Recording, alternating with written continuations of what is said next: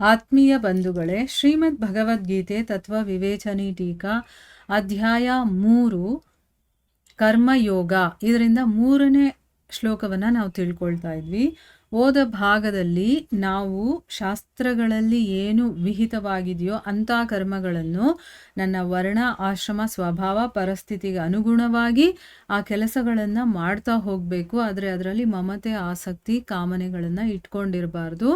ಅದರಿಂದ ಏನೇ ಫಲಗಳು ಬಂದರೂ ಕೂಡ ಅದನ್ನು ಸಮಾನ ರೀತಿಯಲ್ಲಿ ನಾವು ಸ್ವೀಕಾರ ಮಾಡ್ಕೋಬೇಕು ಅನ್ನೋದನ್ನು ತಿಳ್ಕೊಂಡ್ವಿ. ಅದರ ಬಗ್ಗೆ 2ನೇ ಅಧ್ಯಾಯದಲ್ಲಿರುವಂಥ 2 ಶ್ಲೋಕಗಳನ್ನು ಕೂಡ ಅದರಲ್ಲಿ ಏನು ಹೇಳಿದ್ದಾರೆ ಅದರ ಬಗ್ಗೆ ತಿಳ್ಕೊಂಡ್ವಿ. ಈಗ ಮುಂದುವರೆದು ಏನು ಹೇಳ್ತಾ ಇದ್ದಾರೆ ಅಂತಂದರೆ, ಇಷ್ಟೇ ಅಲ್ಲ, ಇಂದ್ರಿಯಗಳ ಭೋಗಗಳಲ್ಲಿ ನಾವು ಇವಾಗ ಇಂದ್ರಿಯಗಳನ್ನು ಭೋಗಿಸ್ತೀವಿ. ಬೇಕಾದಷ್ಟು ನಮಗೆ ಆಸೆ ಆಕಾಂಕ್ಷೆಗಳಿದೆ, ಅದೆಲ್ಲ ಇರುತ್ತಲ್ಲ, ಅದು ಮತ್ತು ಕರ್ಮಗಳಲ್ಲಿ ಆಸಕ್ತನಾಗದೆ, ಈಗ ನಾವೇನೇ ಕೆಲಸ ಮಾಡಿದ್ರೂ ಕೂಡ ಅದರಲ್ಲೂ ಕೂಡ ನಮಗೆ ಆಸಕ್ತಿ ಇರಬಾರ್ದು. ಎಲ್ಲ ಸಂಕಲ್ಪಗಳನ್ನು ಕೂಡ ತ್ಯಾಗ ಮಾಡಿ ಯೋಗರೂಢನಾಗೋದು, ಇದು ಕರ್ಮಯೋಗದ ನಿಷ್ಠೆ ಅಂತ ಹೇಳಿದ್ದಾರೆ. ಈಗ ಮೊದಲನೇ ನಿಷ್ಠೆ ಜ್ಞಾನನಿಷ್ಠೆ ಆಗಿತ್ತು.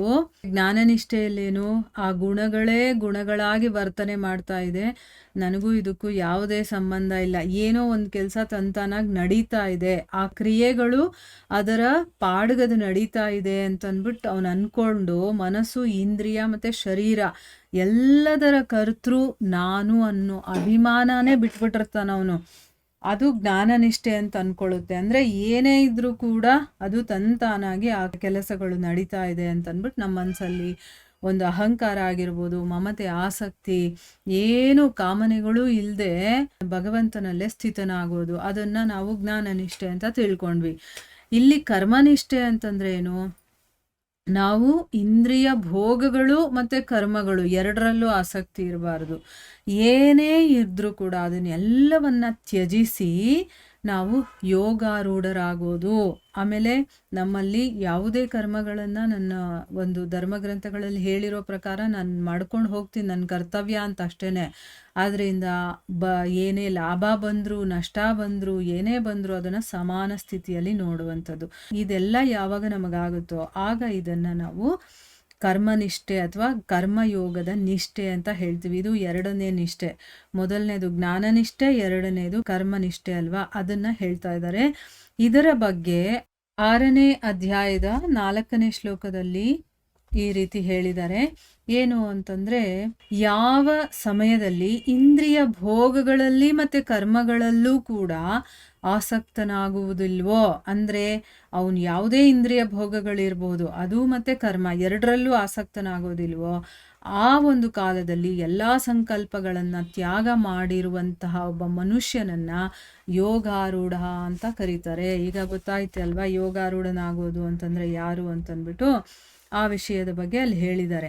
ಅದೇ ರೀತಿ ಪರಮೇಶ್ವರನನ್ನು ಸರ್ವಶಕ್ತಿವಂತ, ಅಂದರೆ ಎಲ್ಲ ಶಕ್ತಿಗಳಿಂದ ತುಂಬಿರುವಂಥವನು, ಎಲ್ಲರ ಸುಹೃದಯ ಅಂತಂದರೆ ಏನು, ಎಲ್ಲರಿಗೂ ಒಳಿತನ್ನು ಬಯಸುವಂಥವನು ಅಥವಾ ಎಲ್ಲರ ಹೃದಯದಲ್ಲಿರೋನು ಮತ್ತು ಎಲ್ಲಕ್ಕೂ ಪ್ರೇರಕನಾಗಿರುವಂಥವನು, ನಾವು ಏನೇ ಕೆಲಸ ಮಾಡಬೇಕಾದ್ರೂ ಅದಕ್ಕೆ ಪ್ರೇರಣೆಯನ್ನು ಕೊಡುವಂಥವನು ಅಂತ ತಿಳ್ಕೊಂಡು, ಮತ್ತು ತನ್ನನ್ನು ಯಾವಾಗಲೂ ಅವನ ಅಧೀನ, ಅಂದರೆ ನಾನು ಅವನಿಗೆ ಅಧೀನ ಸೇವಕ ಅಂತ ತಿಳ್ಕೊಂಡು ಎಲ್ಲ ಕರ್ಮಗಳನ್ನು ಮತ್ತು ಎಲ್ಲ ಫಲವನ್ನು ಕೂಡ ಭಗವಂತನಿಗೆ ಸಮರ್ಪಣೆ ಮಾಡುವಂಥದ್ದು. ಇಷ್ಟು ಕ್ವಾಲಿಟೀಸ್ ಯಾರಲ್ಲಿರುತ್ತೋ ಅವನು ನಿಜವಾಗಲು ಕರ್ಮನಿಷ್ಠ ಅಂತ ತಿಳ್ಕೋಬೇಕು. ಈಗ ನಾವು ಮಾಡುವಂಥ ಕೆಲಸ ಏನೇ ಆಗಿರಲಿ ಅದೆಲ್ಲ ನಾವು ಭಗವಂತನಿಗೆ ಸಮರ್ಪಣೆ ಮಾಡ್ತಾ, ನಾನು ಅವನ ಸೇವಕನಾಗಿರೋದ್ರಿಂದ ನಾನು ಏನೇ ಸಂಪಾದನೆ ಮಾಡಿದ್ರು ಅಥವಾ ನಾನು ಏನೇ ಕೆಲಸ ಮಾಡಿದ್ರು ಅದರಿಂದ ನನಗೇನೇ ಫಲಗಳು ಬಂದರೂ ಕೂಡ ಇದೆಲ್ಲ ಭಗವಂತನಿಗೆ ಸಮರ್ಪಣೆ ಅಂತ ಹೇಳಿ ಯಾರು ಕೆಲಸಗಳನ್ನು ಮಾಡ್ತಾನಲ್ಲ ಅವನನ್ನು ಇಲ್ಲಿ ಯೋಗಾರೂಢ ಅಂತ ಹೇಳ್ತಾ ಇದ್ದಾರೆ. ಒಬ್ಬ ಎಲ್ಲವನ್ನ ಭಗವಂತನಿಗೆ ಸಮರ್ಪಣೆ ಮಾಡೋದಿದೆಯಲ್ಲ ಅದು ಇಲ್ಲಿ ಹೇಳ್ತಾ ಇರುವಂಥದ್ದು. ಇದರ ಬಗ್ಗೆ 3ನೇ ಅಧ್ಯಾಯದಲ್ಲಿ 30ನೇ ಶ್ಲೋಕದಲ್ಲಿ ಈ ರೀತಿ ಹೇಳಿದಾನೆ ಭಗವಂತ. ಏನು ಹೇಳಿದಾನೆ, ಅಂತರ್ಯಾಮಿ ಪರಮಾತ್ಮನಾದಂತಹ ನನ್ನಲ್ಲಿ ತೊಡಗಿಸಿರುವಂಥ ಚಿತ್ತದ ಮೂಲಕ ಅಂದ್ರೇನು, ನಾನು ಅಂತರ್ಯಾಮಿ ಪರಮಾತ್ಮ ಅಂತ ಅವನಿಗೆ ಗೊತ್ತಿರುತ್ತೆ. ಅದಕ್ಕೋಸ್ಕರ ನನ್ನಲ್ಲಿ ಅವನ ಚಿತ್ತವನ್ನು ಇಟ್ಟು, ಅಂದರೆ ನಮ್ಮ ಮನಸ್ಸು ಬುದ್ಧಿಯನ್ನು ಆ ಭಗವಂತನಲ್ಲೇ ಇಟ್ಟು ಸಂಪೂರ್ಣ ಕರ್ಮಗಳನ್ನು ನನಗೇ ಅರ್ಪಣೆ ಮಾಡಿ, ಆಶಾರಹಿತನು ಅಂದ್ರೇನು, ನೀನು ಯಾವುದೇ ಆಸೆಗಳನ್ನು ಇಟ್ಕೋಬೇಡ, ಮಮತೆಗಳನ್ನು ಇಟ್ಕೋಬೇಡ, ಮತ್ತೆ ಸಂತಾಪ ಕೂಡ ಇಲ್ದವನಾಗಿ ನೀನು ಯುದ್ಧ ಮಾಡುವಂತ ಭಗವಂತ ಅರ್ಜುನನಿಗೆ ಹೇಳ್ತಾನೆ. ಅಂದ್ರೆ ಅಲ್ಲಿ ಭಗವಂತನೇ ಸ್ವಯಂ ಹೇಳಿದಾನೆ ಈ ರೀತಿ ನೀನು ಮಾಡು ಅಂತಂದ್ಬಿಟ್ಟು.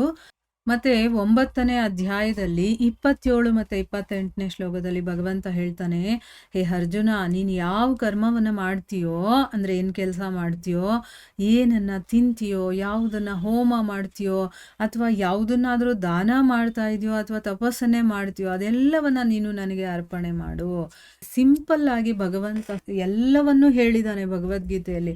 ಆದರೆ ನಾವು ಅರ್ಥ ಮಾಡ್ಕೊಳ್ಬೇಕಾಗಿರೋದು ನಮ್ಮ ಕೆಲಸ ಅಲ್ವಾ. ನಮ್ಗೆಲ್ಲಿ ಗೊತ್ತಿದೆ ಇದೆಲ್ಲ.